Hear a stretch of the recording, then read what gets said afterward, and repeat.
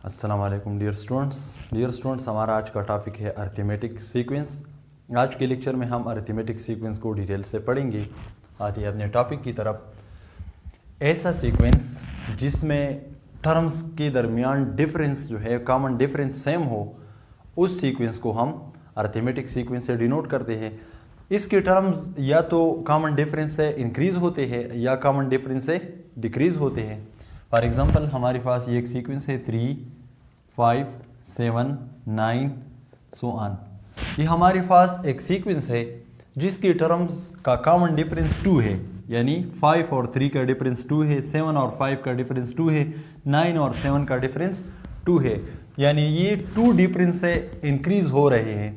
इसी तरह एक और सीक्वेंस ले लेते हैं। हमारे पास फॉर एग्ज़ाम्पल एक सीक्वेंस है, ये बराबर है 8, 6, 4, 2, 0, -2 एंड सो ऑन। अब इस सीक्वेंस को देखिए, इसके टर्म्स, इसके दरमियान वाला डिफरेंस जो है ये -2 के बराबर है, यानी ये सीक्वेंस डिक्रीज़ हो रहा है, और इसका कॉमन डिफरेंस -2 के बराबर है, यानी ये -2 से डिक्रीज़ हो रहा है। ऐसा सीक्वेंस जो इंक्रीज़ हो रहा हो कॉमन डिफरेंस से या डिक्रीज़ हो रहा हो और टर्म्स के दरमियान वाला कॉमन डिफरेंस सेम हो, इस सीक्वेंस को हम अरिथमेटिक सीक्वेंस कहते हैं। जनरली हम इसके टर्म्स को इस तरह लिख सकते हैं A1, A2, A3, A4 so on up to AN। ये अरिथमेटिक सीक्वेंस के n टर्म्स है। सारे टर्म्स का डिफरेंस जो है ये सेम है। कॉमन डिफरेंस को हम D से डिनोट करते हैं, और ये बराबर होता है A2 माइनस A1 की।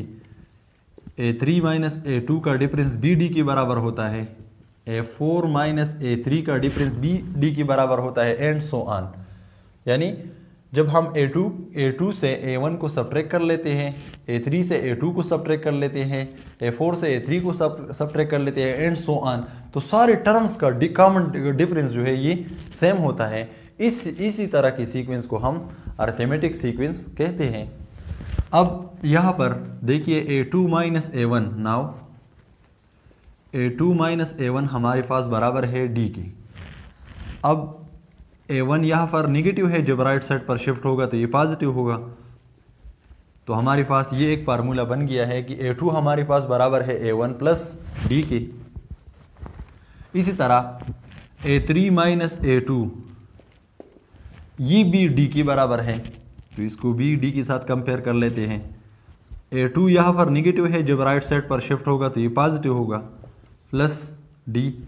अब A2 की जगह यहाँ A2 का फार्मूला लिख लेते हैं। A2 का फार्मूला है A1 plus D। A3 is equal to, A2 की जगह यहाँ पर लिखेंगे A1 प्लस D, और प्लस D अपनी जगह पर आ जाएगा। A3 is equal to A1 plus D plus D, इससे बनेगा 2D।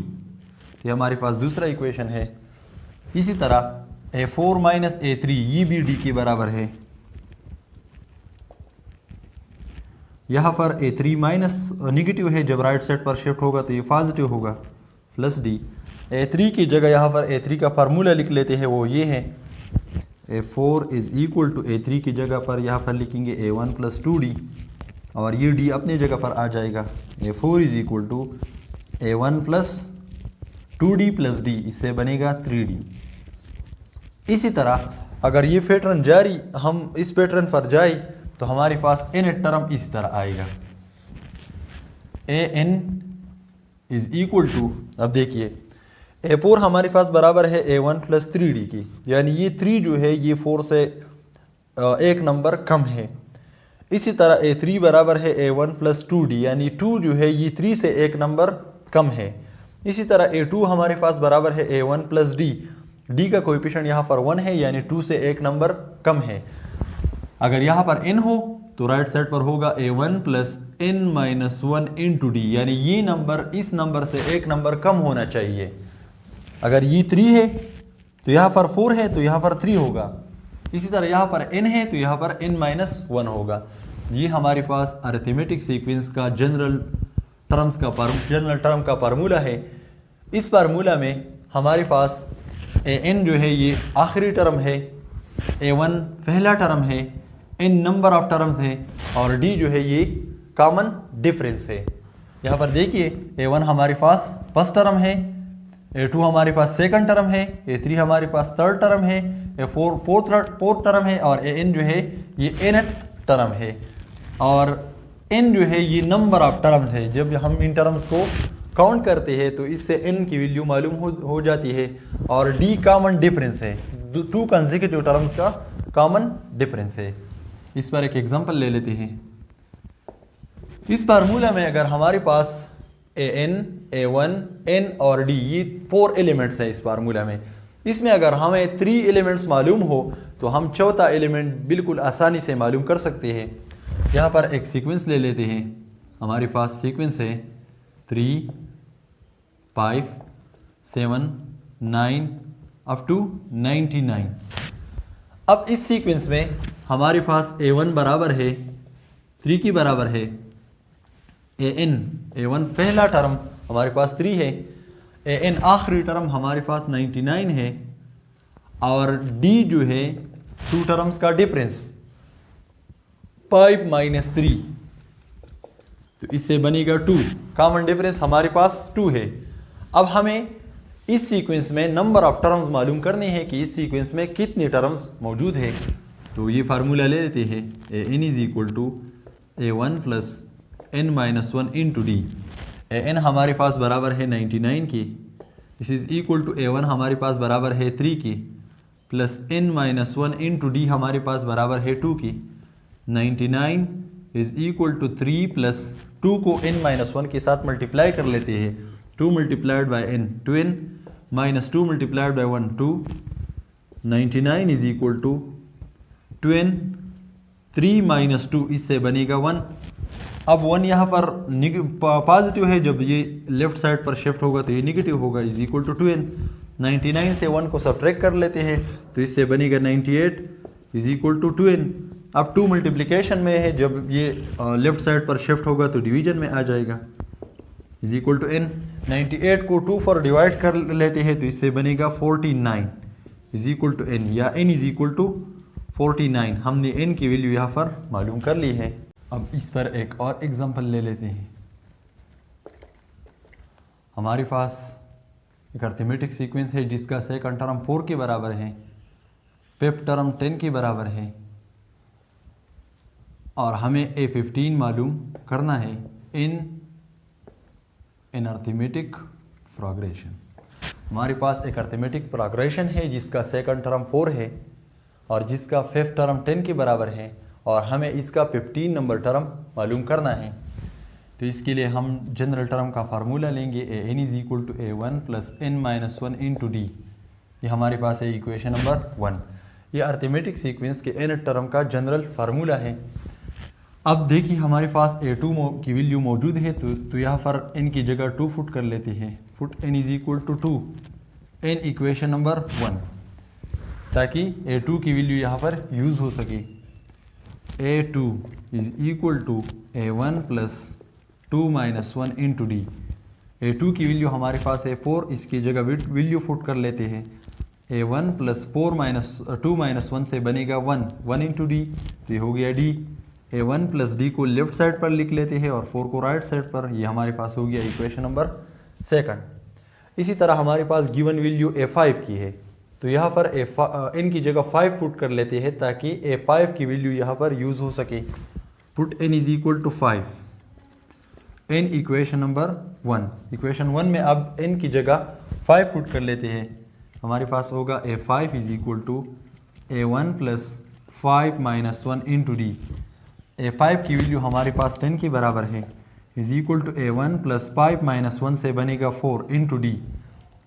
अब a1 प्लस 4d को लेफ्ट साइड पर लिख लेते हैं और 10 को राइट साइड पर। ये हमारे पास हो गया इक्वेशन नंबर 3। अब इन दोनों इक्वेशंस को सॉल्व कर लेते हैं ताकि a1 और d की वैल्यूज़ मालूम हो सके। तो इसके लिए हम इक्वेशन 2 से 3 को सब्ट्रैक्ट करेंगे या 3 से 2 को सब्ट्रैक्ट करेंगे। इक्वेशन 3 से 2 को सब्ट्रैक्ट कर लेते हैं तो इससे क्या बनेगा। इक्वेशन 3 हमारे पास है a1 प्लस 4d के बराबर, a1 plus 4d is equal to 10। और इक्वेशन 2 हमारे पास है a1 plus D is equal to 4। अब इनके साइन चेंज होंगे, सब्ट्रैक्ट करने से इसके साइन चेंज होंगी इक्वेशन 2 की। a1 के साथ कैंसिल होगा, 4d से d को सब्ट्रैक्ट कर लेते हैं तो इससे बनेगा 3d इज इक्वल टू 10 से 4 को सब्ट्रैक्ट कर लेते हैं तो इससे बनेगा 6। अब 3 यहाँ पर मल्टीप्लिकेशन में है, जब राइट साइड पर शिफ्ट होगा तो डिवीजन में आ जाएगा। 6 डिवाइड बाई 3 तो इससे बनेगा 2। d की वैल्यू हमारे पास यहाँ पर मालूम हो चुकी है। अब d की वैल्यू को इक्वेशन 2 में पुट कर लेते हैं, put in equation number 2। Equation 2 में पुट कर लेते हैं या इक्वेशन 3 में पुट कर लेते हैं ताकि हमें a1 की वैल्यू मालूम हो सके। a1 प्लस d की वैल्यू हमारे पास 2 है इज इक्वल टू 4 अपने जगह पर आ जाएगा। अब यहाँ पर 2 पॉजिटिव है, जब राइट साइड पर शिफ्ट होगा तो ये निगेटिव होगा। 4 माइनस 2 इससे बनेगा 2। a1 की वैल्यू हमारे पास भी मालूम हो चुकी है। अब a15 का रास्ता हमवार हो चुका है क्योंकि n हमारे पास 15 है, a1 हमारे पास 2 है और d हमारे पास 2 की बराबर है। तो हम इसी तरह a15 आसानी से मालूम कर सकते हैं। Now put n is equal to 15 in equation number 1। अब इक्वेशन 1 में n की जगह 15 पुट कर लेते हैं ताकि a15 मालूम हो सके। a15 is equal to a1 plus 15 minus 1 into D. a15 is equal to a1 plus 15 minus 1 से बनेगा 14 इंटू डी। अब a1 और d की वैल्यूज भी पुट कर लेते हैं। This is equal to a15 is equal to a1 की वैल्यू हमारे पास 2 है प्लस 14 इंटू डी की वैल्यू भी हमारे पास 2 की बराबर है। This is equal to 2 plus 14 multiplied by 2 तो इससे बनेगा 28। 28 प्लस 2 तो इससे बनेगा 30। ये हमारे पास a15 की वैल्यू मालूम हो चुकी है। इसी तरह के और questions class first year mathematics exercise 4.2 में अरिथमेटिक सीक्वेंस पर मौजूद है। आप उन क्वेश्चंस को सॉल्व करें। शुक्रिया।